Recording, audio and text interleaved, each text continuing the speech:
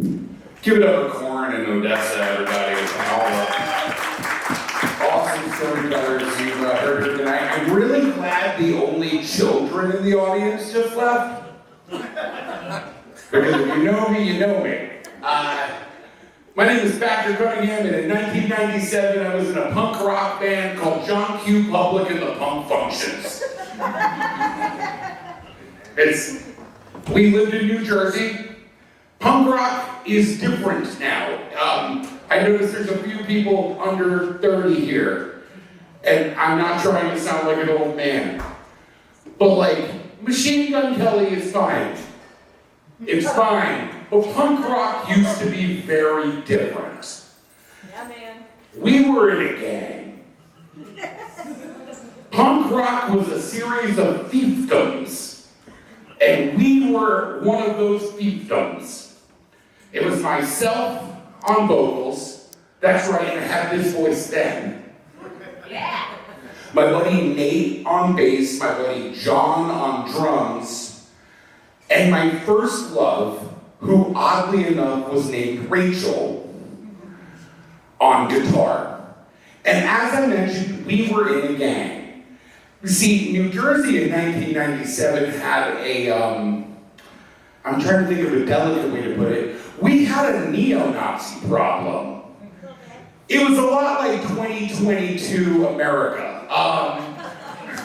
We had a neo-Nazi problem. Thought that would go away. I did my best. They did not go away. So we had beef with the neo-Nazis, and they had beef with us because our band was made up of me, a very clearly queer person, and then my girlfriend, who was a clearly queer Jewish person, and then our bass player, who was a queer Asian person, and then an Italian guy playing the drums because it's New Jersey. They didn't like us. So I get to the front of the stage. We are playing at a venue that is kind of a well-known venue. It is one of the most famous dive bars in the world. It's called the Stone Pony in Asbury Park, New Jersey. Yes, I've gotten to 7 Springsteen fans, that's great. So, apparently if you're in a teenage band, they will let you play there. It's fucking awesome. It's always an off night. It's like a Thursday.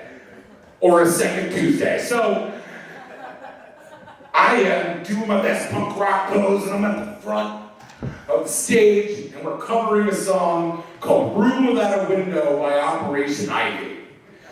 Like 4 of you know. Okay.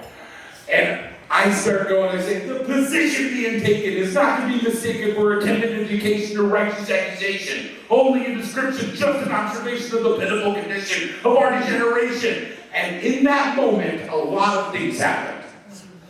I feel something clamp around my ankle. I'm like, what? Now the stage of the Stone Pony is about this high. Suddenly I am airborne. I feel a thud, and then I come to with my back against the stage like this, and I'm just being beaten up. I'm just getting my ass whooped, and I just see swastika tattoos beating me up. And in this moment, I witnessed the most badass thing I have ever seen, and this is coming from a guy who was in the army. The most badass thing I have ever seen a person do. My girlfriend, Rachel, takes her guitar. I don't know if she unplugged it because I was down there. Comes over to the stage, in front of the stage, and just plays Nazi golf. Just boom! And like 3 guys go poof. And immediately it turns into a giant brawl. The cops come. A bunch of us get arrested. It's super fucking awesome, and I had never been more in love in my life. Fast forward about 3 weeks. I'm out of trouble. I talked myself out of trouble. I've gotten bailed out of jail. I went to a Scared Straight program at Rahway Prison in New Jersey. That's fun. I'm riding my bike on Brick Boulevard in Brick, New Jersey, Ocean County. Riding my bike, car rolls up on me. I look over, it's the fucking skinheads.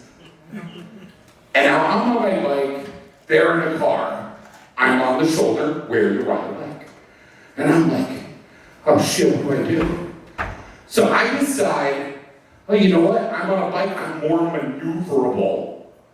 I'm gonna go down this little hill into this shop, this strip mall, with like a bunch of shitty stores. And I figured if I got back there, I knew the little paths in the area, I'd get away from them. So I think I'm clever. I go down this little hill, and I go to look back at them, and they keep driving, and I'm like, oh, cool. They're not gonna fuck with me. And again, this happens a lot faster than I am describing it. I turn my head this way, and you know how sometimes in a strip mall, it's business sign, business sign, business sign, out of business, business sign? And it's just a bar. I got clotheslined via the fix, full force into a bar, flip over, go down, and I come to yet again.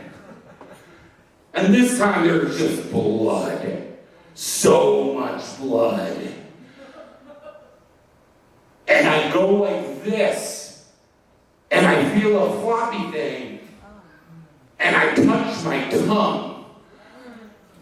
I'm sorry. Sorry for the squeamish. So, fortunately, this happens across the street from Brick Hospital. And an off-duty nurse sees what happens, comes, and immediately they're like, don't go to sleep, don't close your eyes, holy shit, that was amazing, are you okay? And I'm like, yeah, that's fine, it's fine. They took me in. I shattered my nose. They had to sew my nose back on. They gave me a nose job. Dr. Guzowitz did an awesome job. And that's why my nose looks like this. So thank you all for coming out. Give it up for everybody who saw tonight. And hey, if she didn't mention it, two quick things. One, tomorrow night, right here at Grant's Lounge, Clockwork Comedy is happening yet again. This is going to be a great show. If you have not been to a comedy show in Macon yet, please support comedy in Macon. Please. I've got a headliner coming in named Mark Viola. He's a comic out of Orlando. He's amazing. I've got a feature comic coming out of Pensacola. She's amazing. It's $10. It starts at 8. It's going to be a great time. Also, at the Grand Opera House on the 25th of August, this is amazing. We've got Eddie Pepitone, and yeah, a few of you know, if you're not familiar, look him up. He has like a bunch of specials all over the place. He's been on Rick and Morty, Community, the movie Old School. It's $25 and it's totally worth it. And yeah, thank you all so much. Have a wonderful night.